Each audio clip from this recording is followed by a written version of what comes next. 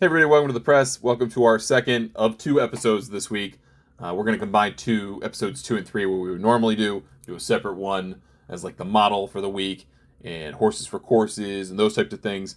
And we're going to combine that episode with what we'll talk about on the LPGA side, because that's really the only other action of the week. We can talk about the Corn Ferry Tour just a little bit back at the tail end, but we're going to combine those two episodes today, so you don't have to just listen through twice and go through the exercise of having to start and stop. That's a waste of your time and mine. So let's get into what we want to talk about on the Olympic golf on the men's side.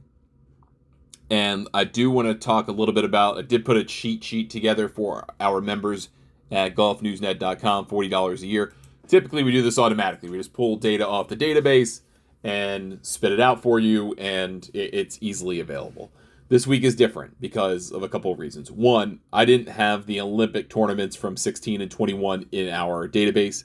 I also don't have DP World Tour data in our database. So I put together a cheat sheet looking at including the Olympic results from 16 and 21. And there are some interesting cases of guys who played in 16 but not 21.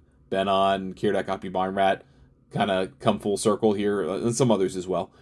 And then results from the limited players who competed in the French Open in any of the last 5 years, because they didn't play it in 2020 and 2021 because of the pandemic.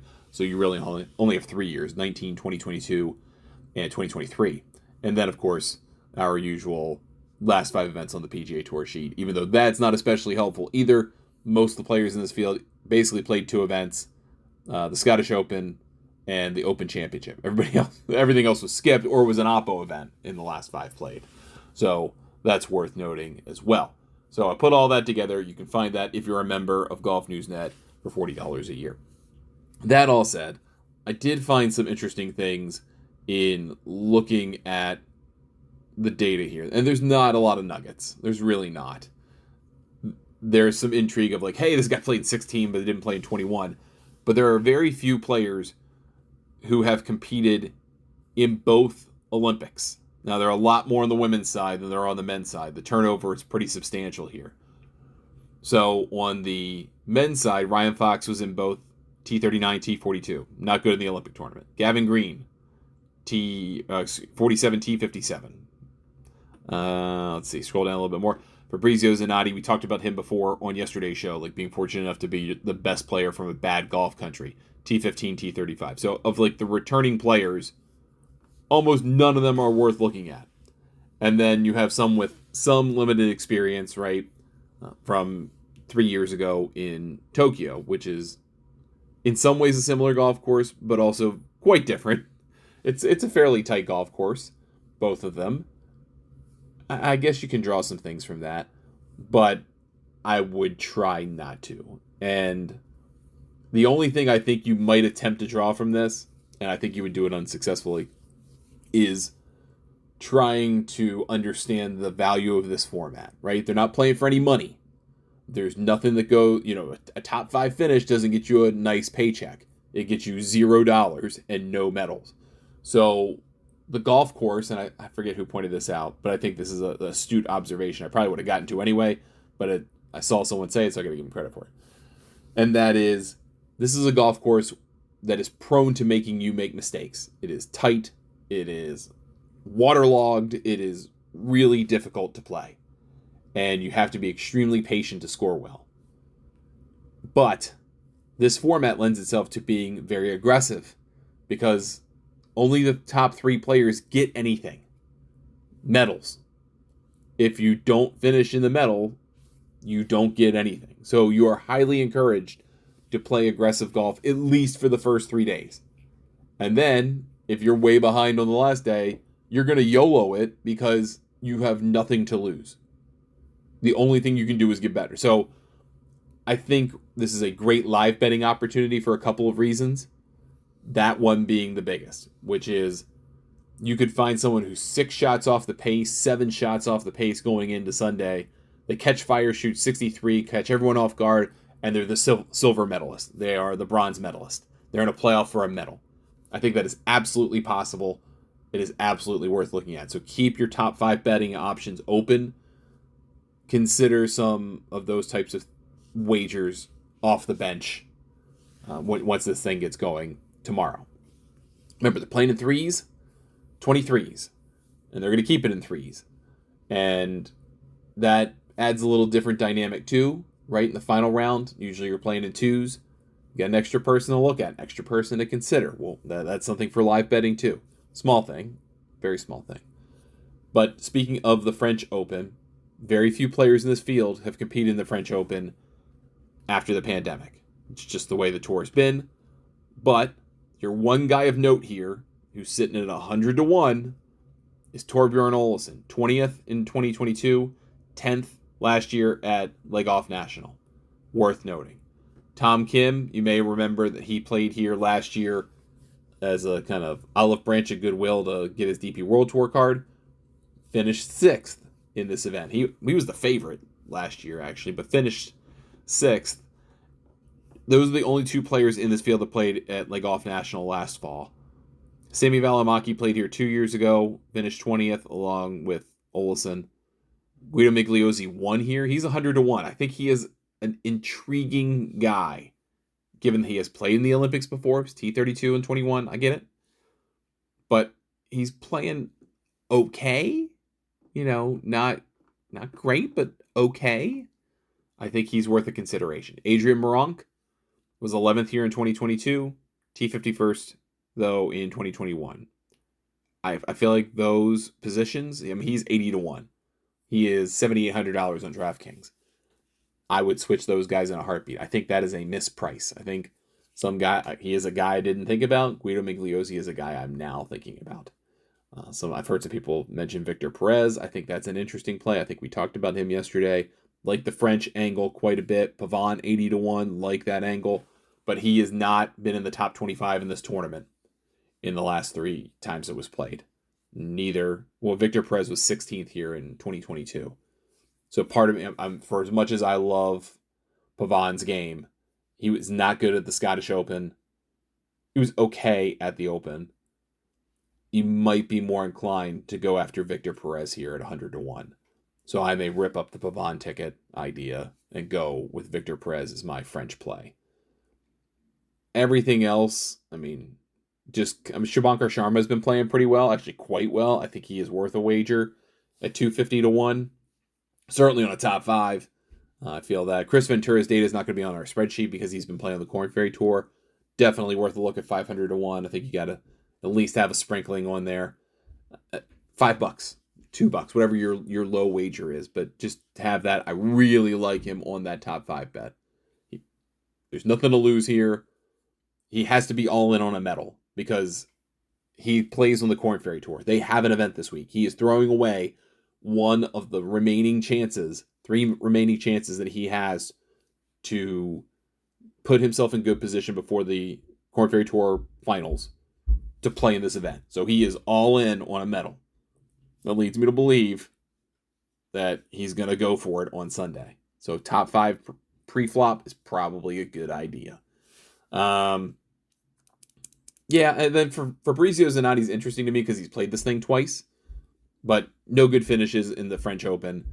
He was 36th in the ISCO Championship, the opposite field event in Kentucky. It used to be the Barbasol. So if you want to take a positive from that, hey, have at it. But I think a lot of people are going to be on Collin Morikawa for good reason. He's had a great year. That makes a lot of sense to me. And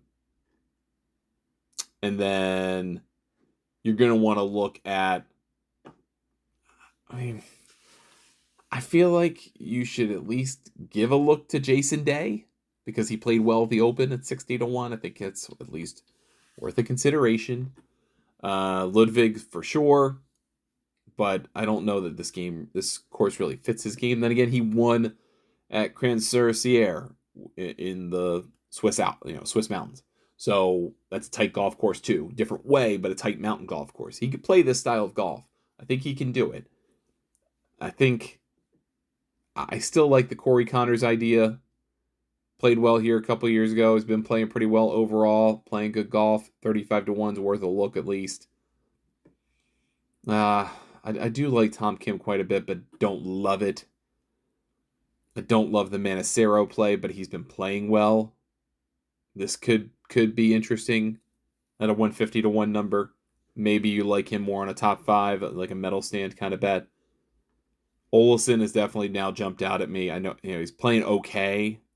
Played okay in the Open, played okay in the Genesis Scottish Open.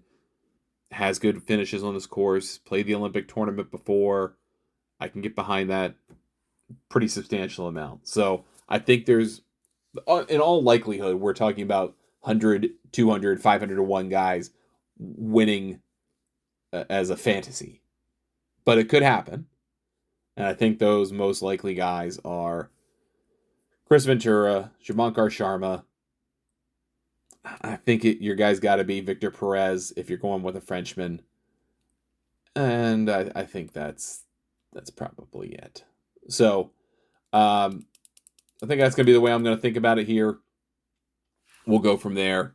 But at least that's where I am with all of this. If you want to check out the cheat sheet I put together for this week, head over to golfnewsnet.com. Sign up for $40 per year. All right. I want to talk a little bit about some matchups here, given what we've just talked about. Again, I like tournament matchups. I don't like single round matchups. I don't think that's a good idea. I like the 4 rounds. You're getting 4 rounds. A lot of weeks we're trying to win by the guy missing the cut. I think this can lead you to go after some underdogs here if you can find the kind of pricing that you like. And you find the matchup that you like. Because what we just talked about now. You're getting 4 rounds. There's nothing to lose by going for it in the last round. So you could make up a ton of ground. If you're playing against somebody, if you wind up on Saturday evening where this matchup is, guys got a chance for a medal, guys got seemingly no chance for a medal, you may want to consider that you may want to consider 18-hole matchups that way. Because if they set them up that way, and especially based on country, you may be able to find a matchup where you go, well, this guy's going to YOLO it, and he's going to play super aggressive and could score very well. Could work out to your favor. Tournament matchups, I still think you can benefit from the 4-round format. It could also hurt you, obviously. But I think you could benefit on some underdogs. So just looking, there are a fair number of matchups here for the tournament at DraftKings. Of course, you can find them in other places. Ben On versus Adrian Meronk on minus 130 all day, every day. Corey Connors minus 160 against Minwoo Lee. I don't love that price for Corey Connors. I think he will win, but I think it's unbettable, at least on his side of things. If you want to bet Minwoo and hope that he just does something spectacular in the final couple of rounds and really controls his golf ball around the course, your one reason to maybe bet him is thinking about how well he did at Sawgrass. I don't think you can draw a direct comparison to Sawgrass, right? Stadium course. But there's a lot of water on that golf course, and he knows how to negotiate it. So maybe there is some kind of parallel there. I don't think it's a great one, but I think there is one. And in that case, then you think about maybe Victor Hovland plus 105 against Tommy Fleetwood. But I think Tommy Fleetwood also has a great record at Sawgrass. Obviously a great record here with Mollywood in 2018 at the Ryder Cup. Minus 130 makes sense to me. Trying to find some plus money you might otherwise like. Maybe you like Alex Noren plus 110 against Joaquin Niemann. Niemann is clearly the better player. I get that. However, Noren has a better affinity for this golf course. 18th in 2019. He's played it for much longer. Niemann really doesn't know this golf course. Noren was T16 here in the Olympic event in 2021. I think he is worth a play here, plus money, plus 110. Matthew Pavon against Ryan Fox. I would take Pavon minus 120. And I would consider Xander Schauffele plus 125 against Scottie Scheffler. Scheffler's minus 155. I think they're significantly closer than that. So I think that's a bet on a misprice. That's just my thought. All right, now let's switch over to the LPGA. Let's go into the Korn Ferry Tour event real quick. Super quick. We're not going to waste a lot of time with this. Utah Championship out there in Hurricane, Utah. This is definitely a go low event. You're going to have to play some super, super golf. You're going to have to probably get 21, 22, 23 under par to win. Sam Bennett's a favorite, plus 1,400. Stephen Fisk, plus 1,600. I like both of those plays quite a bit. Fisk has been So consistent all season. Been incredible. I think you got to play him. Then you get into Ryan Gerard playing very good golf. 28-1. I don't love that number, but I don't hate it. I could be convinced to bet it, but I probably will bet Brian Campbell instead at 28-1. He's 8th on the points list, has had a very good year. He's going to get a card. So is Gerard. But Campbell has been more consistent. I like that 28-1 number on him. Daniel Summerhays is worth a consideration. He is from Utah. He is a Utah guy. He loves Utah. That's why he's at this price. I would want it a little bit deeper, but that's why he's at this price. Maybe Cristobal del Solar again. Just won in Colorado a few weeks ago on the longest golf course on the schedule before they get to French Lick. 45-1. He could play this very well. Kevin Velo, 50-1. I think you can make a case to bet him as well. And that's probably the extent of it. I mean, you could absolutely get a surprise winner. That wouldn't surprise me whatsoever. Like a Nelson Ledesma, 140-1 could be interesting. I'm not going to reach for that, but just want to put some numbers out there and see if any of those intrigue you. At least keep you aware of what's going on that tour. Now, let's talk about the Portland Classic on the LPGA. Full disclosure, we've started doing a group of picks. We're calling ourselves the LPGA 6. Our buddy Craig Thompson put it together. He had me on the show a couple weeks ago. We got a good group of dudes who are just making LPGA picks every week. Shout out to Pterodactyl from the Gold Boys, and also shout out to T-Ski, who DM'd me about this at approximately the same time this morning as our group. BetMGM hung a very bad number on Ingrid Lindblad to win this tournament. I liked Ingrid Lindblad at 30 and 33-1 where I saw it. BetMGM messed up somehow. They hung 200-1. So I have a 200-1 ticket on Ingrid Lindblad for $15. The Pterodactyl moved in on, I believe, a $20 and a $15 bet on both those players. I bought the $15 bet as soon as those two bets were made, and I think T-Ski hopefully got in there as well, that they took the whole event down. They repriced it. They put Lindblad back up at 33-1, which is where she is pretty much market wide, 30 or 33. And that way you can't cash it out, right? You have to ride it. That's their policy. So that was a little sneaky thing that BetMGM did, but someone made a boo-boo. And the lesson there is people make these kinds of mistakes. And sometimes you don't notice them. But the most important thing you can do in these conversations, when you're putting your money on to work, go shop around. You never know who's making a mistake. And very sophisticated operations can make mistakes. And hopefully they honor them if it goes right. Now, Lindblad could easily miss the cut, and it's a moot point, and we just lose $15. But that I have her at 167-1 better than the market, I'm cool with that. I'm willing to lose that money. I will take that every stinking time. So, hopefully Ingrid Lindblad gets there. That's my bias for the week, right? Let's talk about the rest of the tournament, though. This is a long-standing LPGA event, Columbia Edgewater Country Club in Portland. They don't have a sponsor this year. It did 2 years ago, but not this year. Anyway, there's 8 of the world top 50 competing. If you're in the Olympics, you're basically not playing because they start on Wednesday. So why would you fly from the West Coast to the East Coast all the way across the Atlantic to France? You wouldn't do it. You're not going to do it.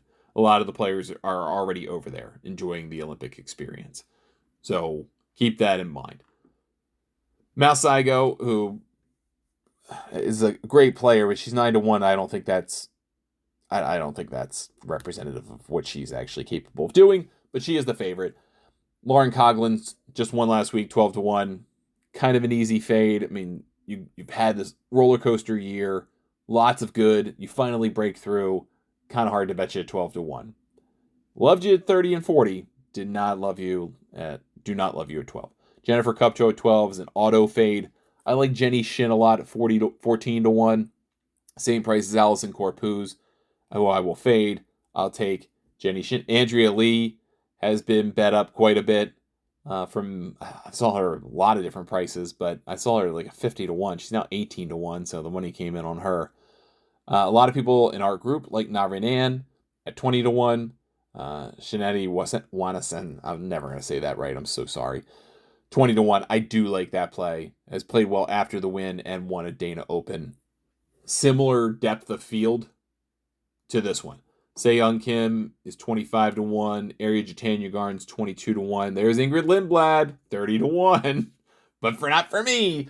Grace Kim's 30-1. And by the way, I would have told you about that had that event not been immediately taken down as soon as the bets were made. I mean, that as soon as they were made. I didn't even have time to record this podcast and tell you about it before they took it down. It took like 5 minutes.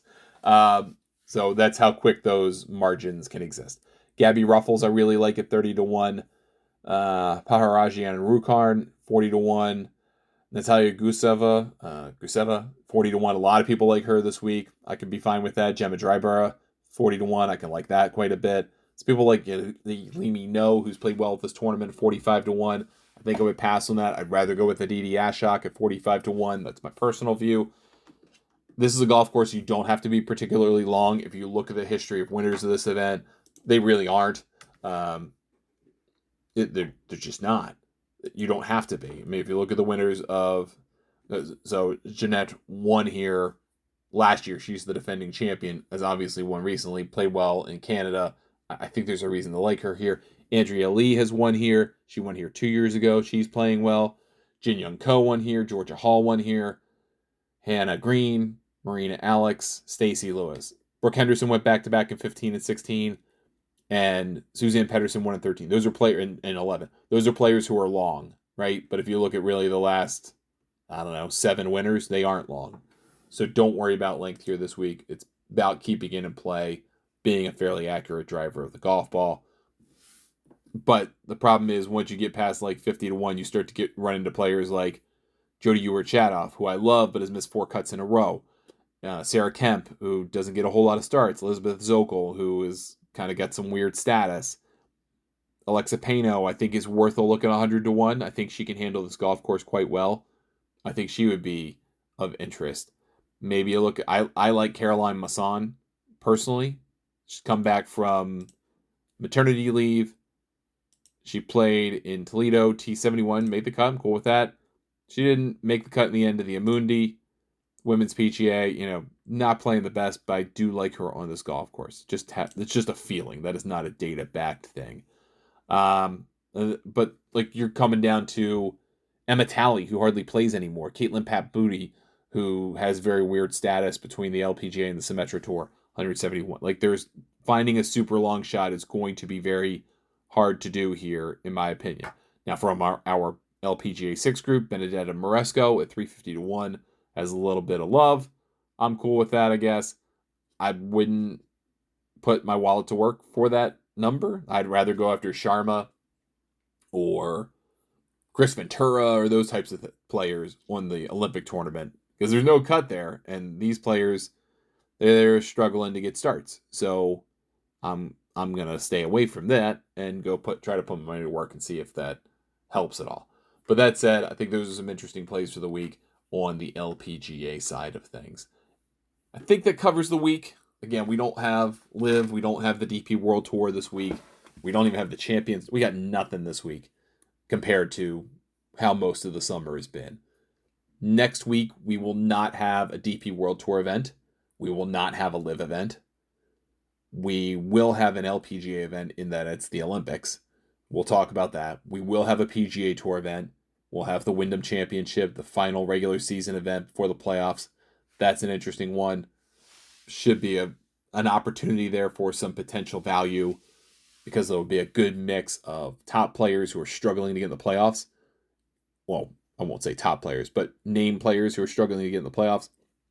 And then those who are just struggling, period. They're not name players. And they're all trying to get in the top 70, get in the playoffs, give them a chance to get in the top 50, that gets them in all the signature events for next year. So there's a lot on the line next week. Should get a good odds board for that. If you have questions, email me, Ryan@thegolfnewsnet.com, on Twitter, Threads, X, Instagram, at Blue Sky, at Ryan Ballingy, or Golf News Net. find either handle. It's cool. We'll take your follow either way. All, none, some, all cool. You can also join Golf Newsnet for $40 a year. GolfNewsNet.com. It's $10 for a week if you wish to do it that way. I would not advise that, but have at it. And then our TV channel starts in a couple weeks. I'll give you final details when that launches, but we are going to do video versions of this show moving forward. So we will do more TV style versions of this show. So there'll be 3 a week, and they'll be 22 minutes long for television purposes. It won't be quite as random on the length. We're going to try to have some guests sometimes. So we will change things up just a little bit. Just a little. Not a crazy amount, but just a little. And hopefully that'll be very enjoyable.